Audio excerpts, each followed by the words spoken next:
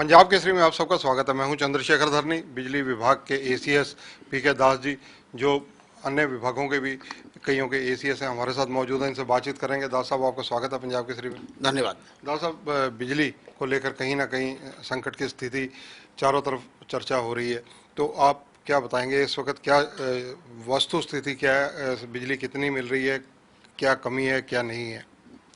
देखिए, अभी ये गर्मी के सीज़न की अभी शुरुआत है और मार्च और अप्रैल, अब तक अप्रैल महीने के ये मेरे ख्याल में सबसे ड्राई और सबसे हॉट महीने रहे हैं, जिसकी वजह से बिजली की मांग बढ़ी है।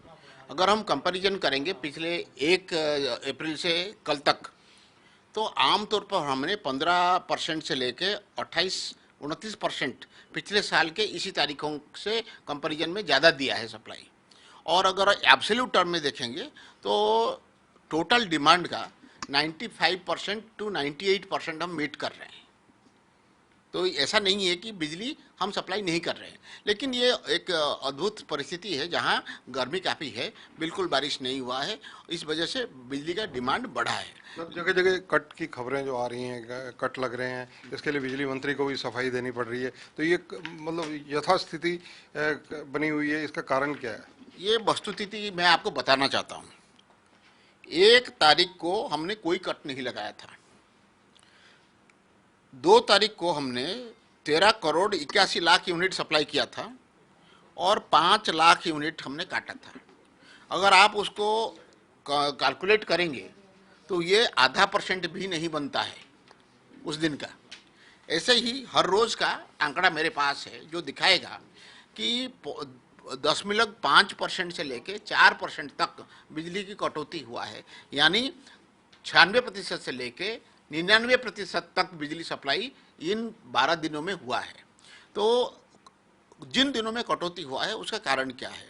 ये कुछ हमारे प्लांट्स हैं, जैसे हिसार में एक प्लांट है, पानीपत में एक प्लांट है और झाड़ली में एनटीपीसी का एक प्लांट है। बॉयलर ट्यूब लीकेज की वजह से बंद हो गया था। जब इस कारण से बंद होता है तो वो प्लांट को वापस प्रोडक्शन में लाने के लिए 72 घंटा से 80 घंटा लगता है।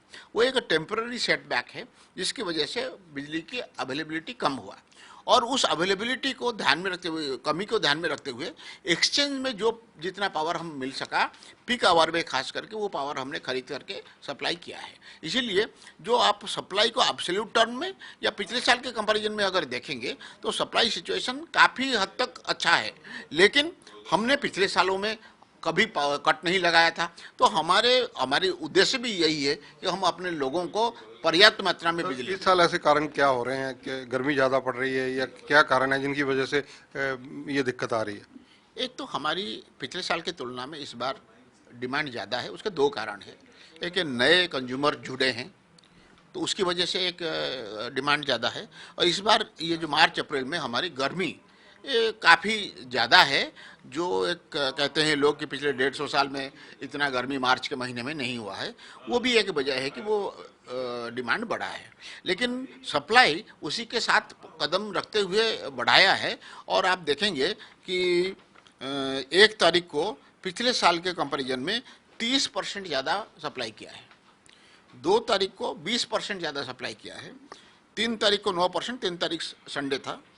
4 तारीख को 31%, 5 तारीख को 19%, 6 तारीख को 11%, 7 तारीख को 23%, 8 तारीख को 15%, 9 तारीख को 13%, 10 तारीख को 7%, 11 तारीख को 27% और 12 तारीख को 18%। पिछले साल की तुलना में ज़्यादा पावर सप्लाई किया है।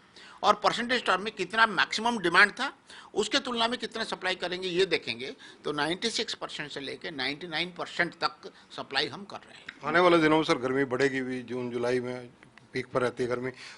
उस टाइम की जो चुनौती है उसको निपटने के लिए क्या तैयारी है? देखिए, हमारी कई तरीके के कदम लिए जा रहे हैं उस चुनौती को बेट करने के लिए।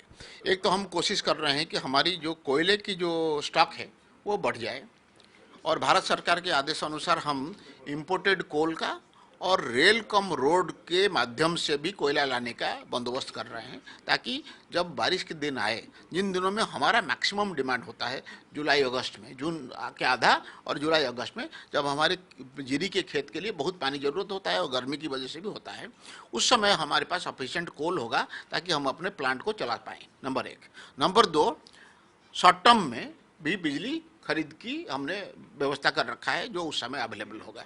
और उम्मीद ये है कि आज जहाँ से बिजली हमारी कॉन्ट्रैक्ट है और अभी तक नहीं मिल पाया है, वो बंदोबस्त कर लेंगे। जैसे हमारे हिसार में एक यूनिट है जिसका रोटर खराब था, वहाँ रोटर हमने बंदोबस्त कर लिया लगाने के लिए, लेकिन क्योंकि चाइना में, शंघाई में अभी भी कोविड जनित लॉकडाउन लगा हुआ है, उसमें बाकी हमारे जो स्पेयर पार्ट्स आने थे वहाँ से वो आ नहीं पा रहे हैं, जिसकी वजह से वो नहीं हो रहा है। जैसे ही वहाँ से लॉकडाउन खुलता है, वो स्पेयर आते ही हम उसको 5-7 दिन में चला लेंगे। इसलिए हमारे जो पीक पीरियड है, हमारा जो समर पीक है, वो है जून 15 से लेके सितंबर के फर्स्ट वीक तक, 7 तक। उस पीरियड में मैं उम्मीद रखता हूं कि हमारे पास सफिशिएंट बिजली होगी, ताकि हरियाणा की जनता की जो डिमांड है वो हम पूरा करेंगे। सर, जो अंतर्राष्ट्रीय बाजार से बात की जा रही है कोयला लेने की, वो कितने लिया जाएगा, कितने परसेंटेज में लिया जाएगा, या क्या उसका क्राइटेरिया रहेगा? करीब महीने पहले भारत सरकार बिजली विभाग मंत्रालय ने हमें एडवाइस दिया था कि आप 4% आपका खपत वो इंपोर्ट करिए। ये हमें ही नहीं, भारत के सभी उपक्रमों को कहा गया था, और हमने उसके लिए अपने कार्रवाई शुरू कर दिया था। लेकिन कल बिजली मंत्रालय में एक मीटिंग हुआ था जिसमें उन्होंने 4% को बढ़ा के 10% कर दिया है।